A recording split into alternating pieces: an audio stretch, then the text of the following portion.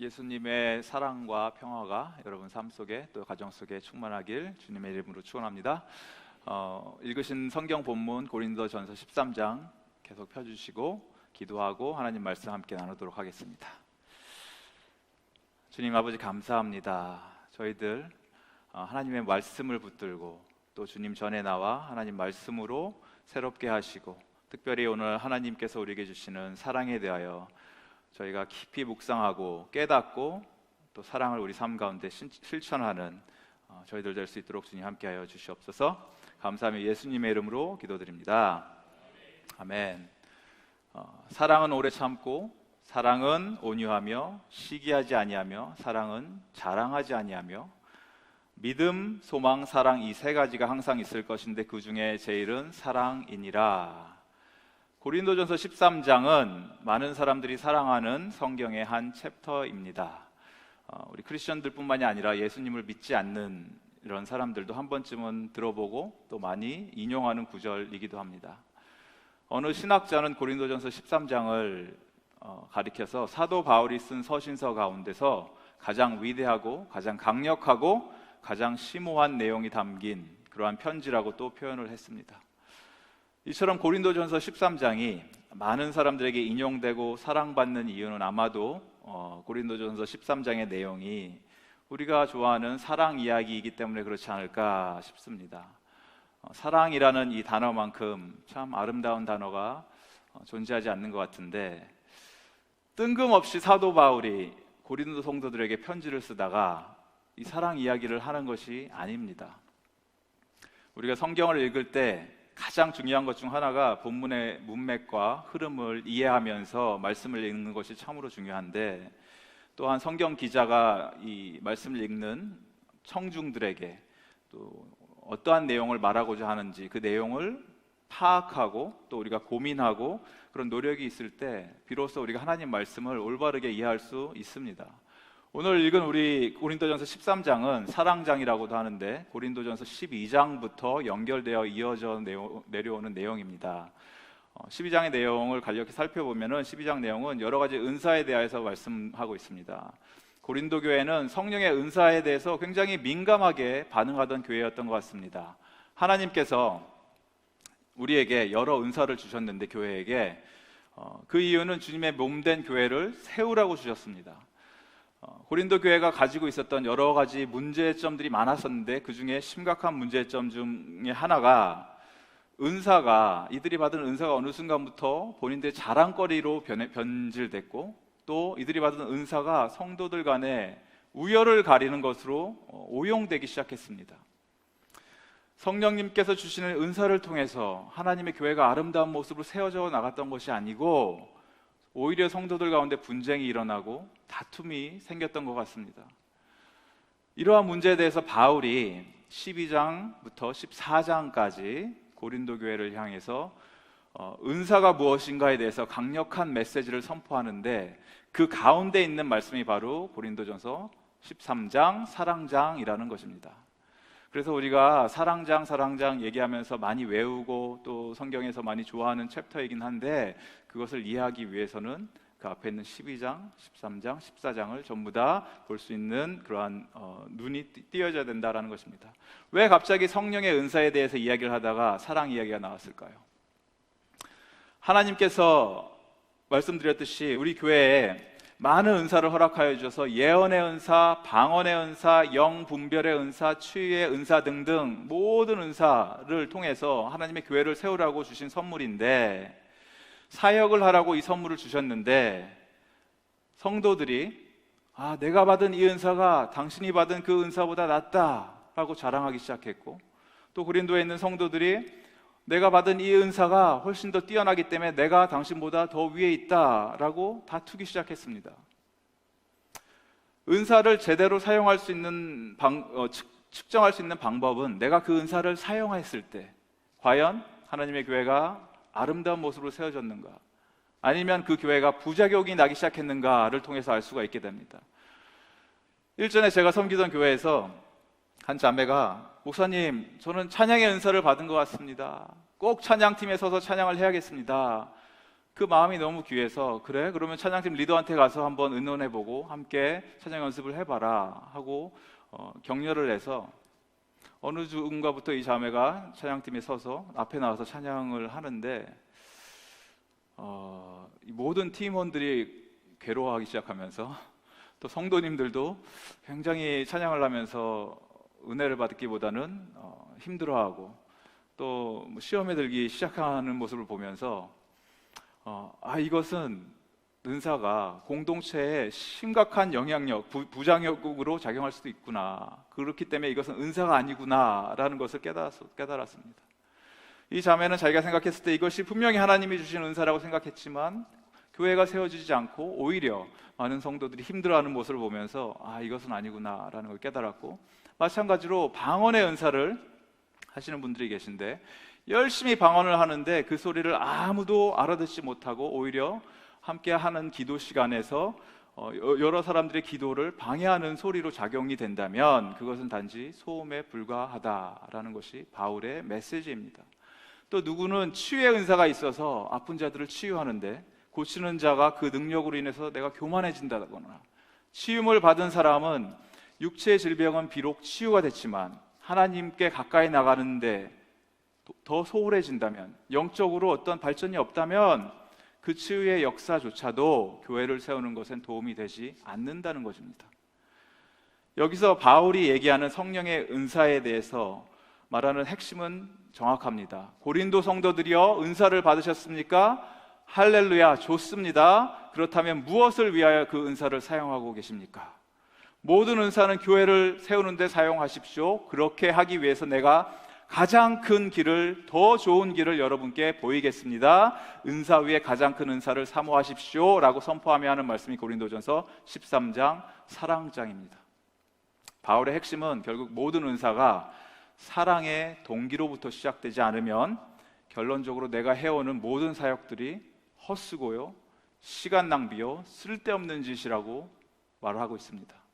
사람의 방언과 천사의 말을 내가 해도 사랑이 없으면 시끄러운 소음공해일 뿐이고, 성경적 지식이 누구보다 뛰어나고 모든 말씀을 다 외우고 심지어는 내가 산을 옮길 만한 믿음이 있을지언정 사랑이 없으면 하나님이 보실 때 믿음이 있으니까 예수 그리스도를 믿는 믿음으로 말미암아 구원을 얻어서 천국에 갑니다. 근데 하나님이 보실 때 산을 옮겼어요, 믿음으로. 그런데 사랑이 없기 때문에 하나님이 너 그거 왜 했니? 라고 물어보면 뭐라고 하실 것입니까? 심지어는 어려운 자들을 위해서 구제 사역에 뛰어들고 상대방을 위해 내 몸을 불사르도록 내어준다 할지언정 사랑이 없으면 I gain nothing, 아무 유익이 없도다 라고 바울이 굉장히 강력하게 선포합니다. 구제 사역하는 교회들이 요 근래 굉장히 많이 생긴 것 같습니다. 우리 중앙 장로교회는 어떻게 하는지 모르는데 제가 전에 섬겼던 교회뿐만이 아니라 제가 아는 다른 집사님들을 통해서 구제 사역하는 이런 분들을 교류하면서 여쭤봅니다. 집사님, 장로님, 구제 사역 굉장히 열심히 하시는데 센트럴 매주 나가서 이런 홈리스들, 노숙자들 항상 섬기시고 하시는데 왜 이렇게 하십니까? 여쭤보면 여러 대답들이 있습니다. 전도하기 위해서 해야죠. 가서 이들에게 하나님의 복음을 전해야죠. 또 내가 하나님 말씀에 순종해야죠. 우리가 말로만 복음하고 나가서 구제하지 않으면 그것이 무슨 사랑입니까? 다 좋습니다. 다 맞습니다. 그런데 그 중심에 하나님을 향한 사랑이 없으면 내가 빵을 나눠준 사람은 함께 양식을 얻지만 성경적인 관점에서 고린도전서 13장의 말씀을 비춰봤을 때 I gain nothing, 나는 얻는 게 아무것도 없습니다. 누구는 보람을 느낍니다, 성취감을 느낍니다, 뿌듯합니다 라고 얘기하지만 이런 것들조차도 자기 의로 변질될 수 있다라는 것입니다. 무엇이 없으면? 사랑이 없으면. 우리가 착각하지 말아야 될 것이 내가 하지 않아도 하나님 나라는 완성됩니다. 내가 없어도 하나님의 영광은 찬란히 빛납니다. 내가 없어도 하나님께서는 사실 아쉬울 것이 전혀 없습니다. 그럼에도 불구하고 하나님은 당신의 자녀로 우리를 삼아주셨고, 우리를 통해서, 예수 그리스도의 제자들을 통해서 하나님의 나라를 하나 둘씩 완성시켜 나가십니다. 왜? 이런 삶을 통해서 하나님께서 영광 받아주시고, 그렇게 하시는 이유는 단 하나입니다. 왜? 사랑하기 때문에. 사랑 때문에. 하나님은 단지 사랑이 가득하신 분이 아니라 하나님의 본질 자체가 사랑입니다. 구약과 신약 성경 66권을 하나로 묶는 전체적인 주제, 메시지가 있다면 그것은 구원입니다. 구원, salvation. 좀 더 정확하게 표현을 하자면 구원은 하나님께 속해 있다. Salvation comes from the Lord. 이것이 성경의 전체적인 주제입니다. 구원의 동기는 세상을 향하신 하나님의 사랑이고, 또 성경은, 우리가 가지고 있는 성경의 말씀은 구원을 하나둘씩 이루어 나가시는 하나님의 사랑 이야기입니다. 러브 스토리라는 것입니다. 그렇다면 이 놀라운 사랑 이야기의 하이라이트, 클라이맥스가 바로 예수 그리스도의 십자가의 사랑이, 좀 전에도 우리가 계속해서, 너무나 우리 찬양팀한테 고마운 게 계속해서 사랑에 대한 그런 메시지만, 저희들이 그런 찬양만 계속해서 부르지 않았습니까? 바로 거기에 있습니다. 십자가의 사랑이 위대한 이유가 사랑받는 대상의 가치가 고려되지 않았기 때문입니다. 무슨 말이냐면은, 하나님은 독생자 예수를 십자가에 못 박으셨는데 그 이유가 사랑을 받는 대상들이, 저와 여러분들이 그럴 만한 가치가 있기 때문에 그런 것이 아니라, 하나님 당신께서 사랑이시기 때문에 그렇게 하셨다는 것을 믿는 여러분들 되시길 바랍니다. 우리가 구원을 얻을 만한 가치가 있어서 예수님이 십자가를 지신 것이 아니라, 아직 죄인 되었을 때, 가치가 없을 때, 자격이 주어지지 않았을 때 예수님께서 자발적으로 죄인된 우리를 위하여 십자가에 매달리셨다는 놀라운 사실, 그것이 바로 하나님이 우리를 향하신 러브 스토리이고, 십자가의 사건이 바로 하나님 사랑의 클라이맥스라는 것입니다. 예수 그리스도를 통하여 보여주신 십자가의 사랑 덕분에 우리는 바로 이러한 깨어졌던 하나님의 관계가 완벽하게 회복되었습니다. 그리고 이 사랑이 아직 끝난 것이 아닙니다. 왜냐하면 온전한 사랑은 원웨이가 아니기 때문에 그렇습니다. 짝사랑 해보신 분들은 아시겠지만, 짝사랑은 굉장히 안타깝지 않습니까? 나는 상대방을 향해서 애틋한 마음이 있는데 돌아오는 것이 없습니다. 참된 사랑, 온전한 사랑은 give and take가 있습니다. 하나님이 우리를 향한 사랑은 unconditional love가 맞습니다. 무조건적인 사랑이고 그것을 은혜라고 얘기하지만, 우리가 그런 사랑을 받았다면, 흘러넘치는 사랑과 폭포수 같은 은혜가 우리 가운데 임하였다면 우리는 도저히 가만히 있을 수가 없습니다. 왜? 그렇게 받기만 했는데 어떻게 가만히 있을 수 있겠습니까? 우리가 받은 이 사랑을 이제는 하나님께 돌려드려야 하는데, 문제는 보이지 않는 하나님을 대상으로 내가 어떻게 나의 사랑을 표현할 수 있습니까? 하나님 보이십니까? 여러분의 사랑을 하나님께 어떻게 표현하시겠습니까? 와서 찬양하면서 눈물을 흘리면서 예수님 사랑 내가 찬양합니다, 이러면 그것이 사랑에 대한 보답입니까? 하나님께서 나를 향한 사랑이 수직적 관계의 사랑이라면은, 내가 하나님을 향한 사랑은 수평적 관계의 사랑으로 드러나야 됩니다. 즉, 나의 가족들, 형제들, 직장 동료, 사업 파트너, 친구들, 나의 이웃, 그런 사람들을 하나님께서 우리 주변에 이렇게 두시고, 이들을 통해서 내가 하나님을 향한 사랑을 실천할 수 있도록, 표현할 수 있도록 그렇게 하나님께서 만들어 주셨습니다. 여러분들 가운데 관계가 어려워지고, 저 집사님들 내가 너무 힘들어 요새 관계가, 이런 분들 계십니까? 하나님을 향한 나의 사랑을 표현할 절호의 기회입니다. 이것이 인간적인 노력으로 하는 것이 아니라 예수님 사랑이 내 삶 속에 충만해지면은, 예수님 사랑을 통해서 내가 회복되고 내 영이 살아나면은 도저히 가만히 있을 수가 없습니다. 내가 하나님을 향한 사랑을 나의 이웃들과 나의 가족들을 통해서, 섬김을 통해서 실천될 때, 이것이 바로 하나님의 계명을 지키는 것입니다. 하나님을 사랑하십니까? 서로 사랑하십시오. 사소한 문제 때문에 관계가 어려워지는 분들 계십니까? 먼저 손을 내밀어 주십시오. 하나님 사랑하십니까? 마음에 안 드는 셀 멤버들이 있더라 할지라도 오래 참아 주십시오. 언제까지? 그 사람이 변화되거나, 더 빠른 건 내가 변화되거나, 그렇죠? 상대방보다 내가 변화되는 것이 훨씬 빠릅니다. 그리고 기다려 주십시오.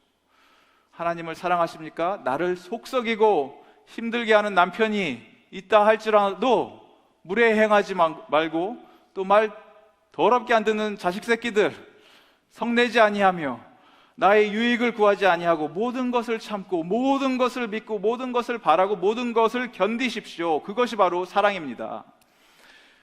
목사님, 왜 내가 뭐 때문에 그렇게 해야 합니까? 라고 물으신다면 그것이 바로 예수님께서 여러분들을 향해서 하신 일이기 때문에 그렇습니다. 사랑이란 이름으로 오래 참고 오래 기다리고 끝까지 인내하시고 성내지 아니하시고. 지금 우리가 사는 이 시대는 이 사랑이란 개념이 완전히 변질되고 왜곡되어졌습니다.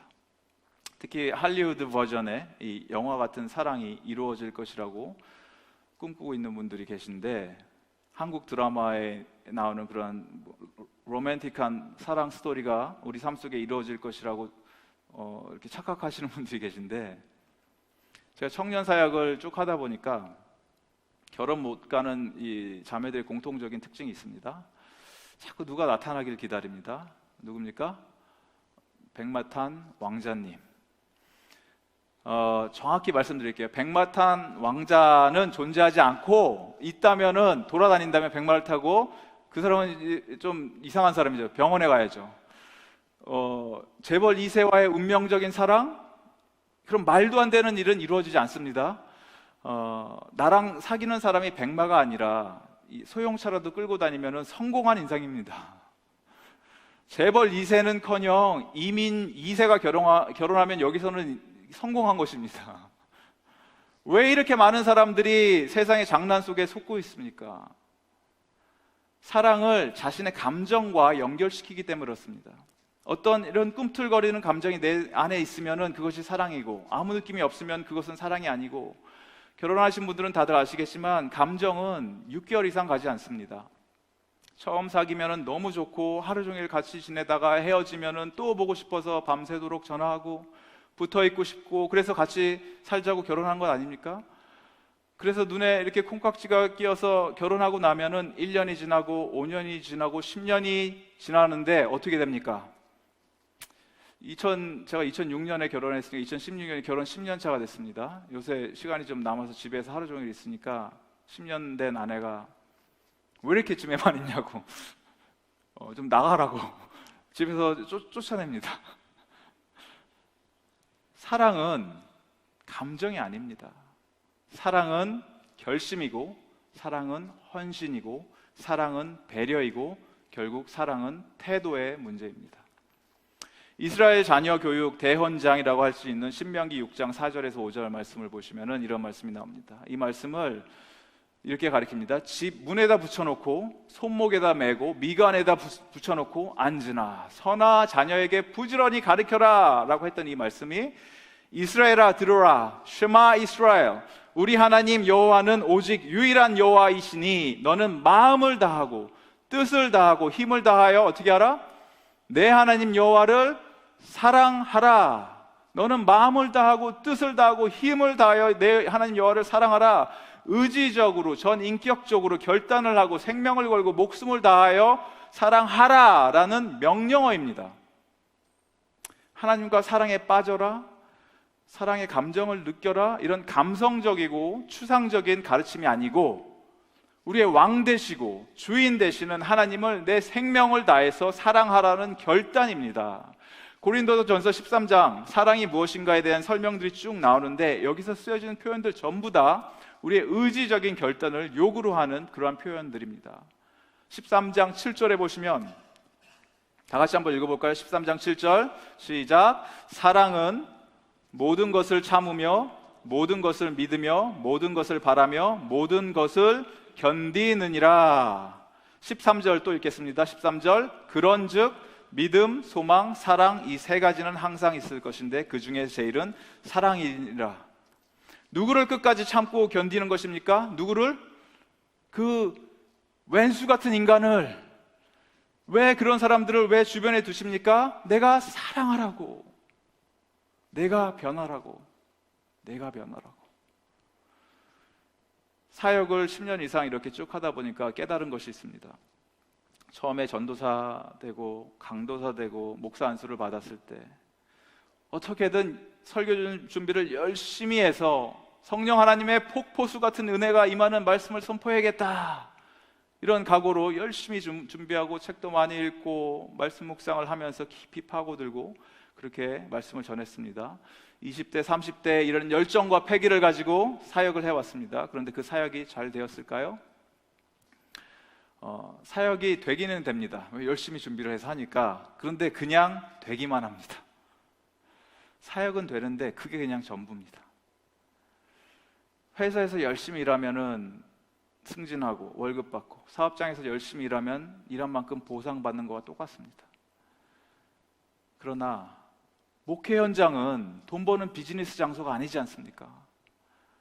목사가 아무리 열심을 다해 말씀을 준비해도 밤낮 쉬지 않고 신방을 가고 전도를 나가고 이런 열심을 다해 사역을 해도 성도님들이 정말 중요시하는 것이 무엇이냐라는 것을 깨달은 것이, 목사가 얼마나 많이 아느냐, 얼마나 열심히 공부를 했느냐, 얼마나 열심히 사역을 하는 거냐에 관심이 있는 것이 아니고, 우리 목사님은 얼마나 사랑이 많은 분이신가, 얼마나 부지런히 양떼의 마음을 두고 사랑으로 보살피시는가, 내가 과연 그 사랑을 얼마나 많이 받고 있는가, 여기에 관심을 느끼고, 잘 준비된 설교 100번을 하는 것보다 목사님이 성도님들 따뜻한 격려의 말 한마디, 손 한번 잡아주시고 기도해 주시는 것, 이런 것들을 통해 큰 감동을 받는다는 것을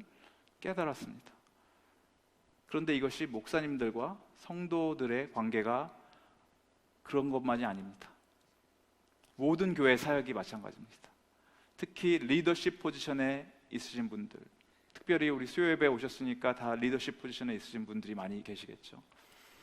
우리가 항상 염두에 두고 사역을 해야 하는 것이, 내가 하는 이 사역의 동기가 무엇인가를 끊임없이 물어봐야 됩니다. 스스로에게. 왜 사역을 하십니까? 왜 봉사를 하십니까?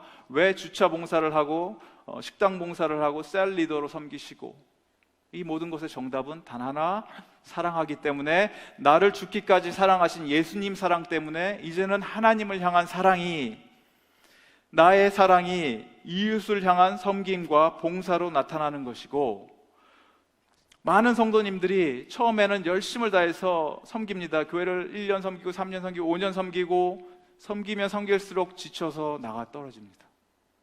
나중에는 교회가 너무너무 자기의 모든 삶을 힘들게 하기 때문에 교회를 떠나겠다는 분도 생깁니다. 왜 이런 현상들이 일어납니까? 처음 사역을 시작했을 때는 하나님을 향한 사랑과 열정으로 시작했는데, 마지막에는 이것이 나의 열심과 자기 공로와 나를 알아주기 원하는 이런 배상, 그러한 심리들로 그렇게 끝나버립니다. 여기에 만약에 그런 분들이 계시다면 이제는 그 첫사랑들을 회복하십시오. 사랑의 동기로 섬기고 마지막에는 예수님의 사랑만이 남게 하십시오. 그러면 사역하면서 지치지 않습니다. 몸은 힘듭니다. 정신적인 스트레스도 있습니다. 하지만 우리가 사랑의 동기, 그리고 하나님만 바라보고 하나님을 섬기는 마음으로 사역을 한다면 우리가 사람을 보고 낙심하지 않습니다. 왜? 나의 궁극적인 섬김의 대상은 나를 위해서 돌아가신 예수 그리스도를 향하고 있기 때문에. 엄마들이 매일같이 머리를 싸매시고 고민하면서 힘들어하는 기도 제목, 오늘 저녁은 뭘 먹지? 생각할수록 어머니들이 참 대단한 것 같습니다. 365일 자녀들 밥을 해 먹입니다.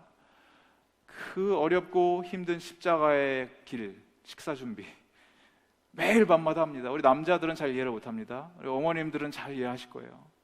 아무거나 먹이는 것이 아니라 가족들의 건강을 생각해야 되고 또 장 보러 가야 되고 식단을 짜야 되고 결국에는 어떻게든지 자녀들을 또 남편을 먹여 살립니다. 그런데 이렇게 하다가 나 이제 너무너무 힘들어 더 이상 못하겠어 하면서 포기하시는 분들 계십니까? 사직서에서 사직서 쓰시는 분들 계십니까? 말은 그렇게 할 수 있어요. 말은 그렇게 나 이제 힘들어 못해 하지만 그래도 계속 갑니다. 왜 그렇습니까? 왜 끝까지 갑니까? 내 남편과 자식들을 굶길 수 없다는 엄마로서의 이 사명감 뿐만이 아니라 이보다 더 위대한 엄마의 사랑이 있기 때문에 계속 갑니다. 물론 저희 부모님을 보니까 자녀들이 다 출가해서 나가고 하니까 남편만 남으면 스토리가 조금 바뀌는 것 같긴 합니다. 하지만 아무튼 우리가 사랑하면은 끝까지 갑니다. 계속 갑니다. 포기하지 않습니다. 믿음, 소망, 사랑 가운데 천국에 들어가면 더 이상 필요 없는 것들이 있는데 무엇입니까? 믿음과 소망은 더 이상 천국에서 필요하지 않습니다. 왜?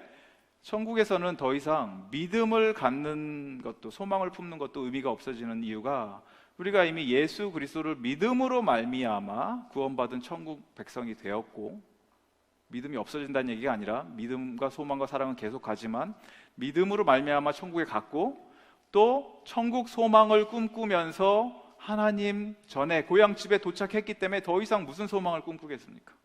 천국의 소망. 믿음과 소망은 그런 의미에서 천국에서는 더 이상 필요하지 않습니다.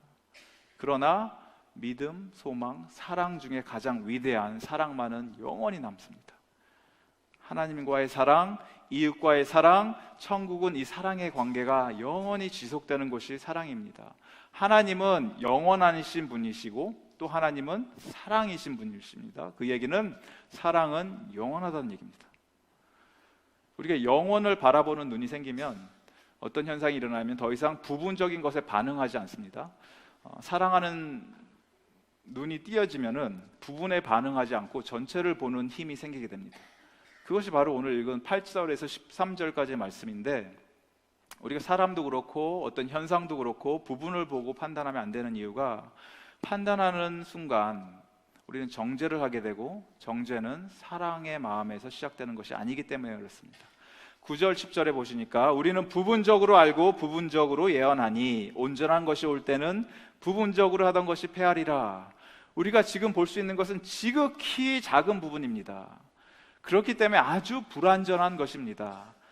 이사야 선지서에 읽다 보면 이런 표현이 나오는데, 온전한 것이 오면은, 완벽한 것이 오면은 마치 해와 달이 비추는 빛이 퇴색하는 것 같이 마지막에 영원한 빛이 비추게 될 것인데 그것이 바로 여호와의 빛이다 라고 선포합니다. 해와 달의 빛이 아무리 강렬해도 여호와의 빛 앞에 서면은, 온전한 것이 오면은 의미가 없어집니다. 또 다른 예로 마치 어린아이가 어린아이의 수준으로 생각하고 말하는 것이 어른이 되면은 어린아이의 이런 모습들이 사라지는 것과 같이 온전한 것이 오게 되면은 부분적인 것, 불완전적인 것, 일시적인 것은 모두 다 사라지게 됩니다. 거울의 예도 바울이 얘기하고 있죠. 거울의 예도 마찬가지입니다. 바울이 서신서를 쓰던 그 당시에는 청동 거울을 사용했기 때문에 우리가 화장실에서 보는 이 미러가 아니라 거울을 보면 뿌옇게 보입니다. 안개 낀 것처럼 잘 보이지가 않습니다. 흐릿흐릿하게 보입니다. 그런데 온전한 곳이 오게 되면은 우리가 얼굴을 마주 보는 것, 대하고 있는 것 같이 뚜렷하고 선명하게 보일 것이다 라고 표현합니다. 그 얘기는 우리 삶 속에 뿌옇게 보이는 것들이 있습니다. 앞날에 대한 두려움, 자녀 걱정, 직장과 사업의 문제 등등, 건강의 문제, 불확실성 투성이지만 내가 부분적인 것들만 보고 내 짧은 생각으로 판단하고 상대방 정죄해버리면은 내가 어린아이와 같은 행동을 하는 것이요, 뿌연 거울에서 자신의 모습을 보고 나는 왜 이렇게 생겼지? 라고 하는 것과 똑같습니다. 반면에 온전한 것을 기다리는 능력, 전체적인 그림을 품을 수 있는 힘, 그것이 바로 사랑이라는 것입니다. 사랑이 있으면 전체를 보게 됩니다. 그렇게 되면은 우리가 상대방과의 관계에 있어서 어려운 일이 생겼을 때 그 상대방을 이해하게 되는 것이 아니고 그 상대방을 품을 수 있게 됩니다. 기다려줄 수 있게 됩니다. 사랑하면은 문제에 대한 답이 생기는 것이 아니고 오래 참을 수 있게 되고 견딜 수 있게 되고 또 하나님 안에 소망을 품게 됩니다. 그것이 바로 사랑의 능력이라는 것입니다. 사랑을 하게 되면은 부분을 보고 판단하지 않고 내가 알지 못하던 것, 내가 알 수도 없는 그 영역까지도 믿고 소망하며 견디게 됩니다. 왜 이것이 가능합니까? 우리가 이미 그 사랑을 받았기 때문에. 언제? 어디서? 어떻게? 십자가의 사랑. 예수 그리스도의 보혈로 우리는 이미 그 사랑을 받았습니다. 세상을 향하신 하나님의 사랑이 이 죄의 결과로 신음하면서 고통받으며 어려워하는 이 자녀들, 또 죽음과 사망의 구렁텅이에서 건져내신 이 십자가의 이 사랑이 우리에게 구원의 능력 되기를 믿는 여러분 되길 바랍니다. 우리 삶의 존재 이유, 그거 이외에는 없습니다. 왜 사십니까? 사랑받기 위해서, 사랑을 나누기 위해서. 우린 더 이상 죄와 사망의 권세에 묶여있는 자가 아닙니다. 하나님 아버지의 사랑을 충만히 누리는 자요, 그 사랑을 마음껏 나누며 마음껏 베푸며 내 이웃들에게 전하는 것임을 깨닫고 하나밖에 없는 우리 인생 속에 치들려서 어려워하며 사는 것이 아니라 이미 받은 이 흘러넘치는 사랑으로, 예수 그리스도의 사랑으로 나의 가족을 품고 내 친구들에게 나가며 내 주변에 있는 모든 사람들과 함께 이 사랑을 나눌 수 있는 우리 중앙장로교회 귀한 주님의 성도님들 되기를 주님의 이름으로 간절히 축원합니다. 우리 이 시간 다시 한번 그 사랑, 하나님 사랑 우리가 찬양하기를 원합니다.